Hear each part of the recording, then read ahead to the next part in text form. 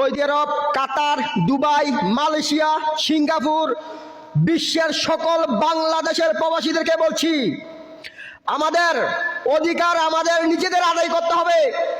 আজকে আসিফ নজরুল আজকে প্রবাসীদের সাথে গাদ্দারি করছে, ভারতের দালালি করছে, নরেন্দ্র মোদী শিখাচ্ছে, আসিফ নজরুল কন্ট্রোল করছে। প্রবাসীরা রেমিটেন্স শাটডাউন করবে।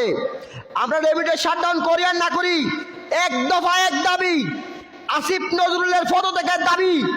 সকল প্রবাসীকে আওয়াজ তুলতে হবে, আসিফ নজরুলকে অতি দ্রুত পদত্যাগ করতে হবে।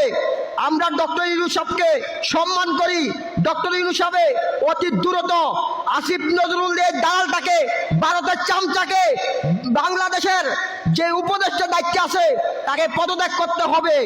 সকল প্রবাসীর দাবি। বয়সটা শুনে যাবেন। ডক্টর ইউনূস স্যার, আপনাকে একটা কথা বলি, যত শর্টকাটে প্রবাসীর মনের ভিতরে আপনি জায়গা করছেন, এরকম শর্টকাটে আপনি মন থেকে বাড়ি হয়ে গেছেন। কারণ আপনার একটা ভুলের কারণে। আপনাকে একটা কথা বলে শোনেন, কিছু কিছু প্রবাসী আছে, তাদের বেতন 20 থেকে 25,000 টাকা। তারা যদি কোনো সময় দেশে যায়, তারা কি 6 মাসের টাকা দিয়া একটা টিকিট কাইটা তারপরে দেশে যাইবো? আপনার বিভাগে কি উল্কুলায় যে প্রবাসীর কারণে, যে প্রবাসীরা রেমিটেন্সের কারণে বাংলাদেশ আজকে এতটা উন্নতি, সে প্রবাসীর বন্যে আজকে আপনারা কষ্ট দেন।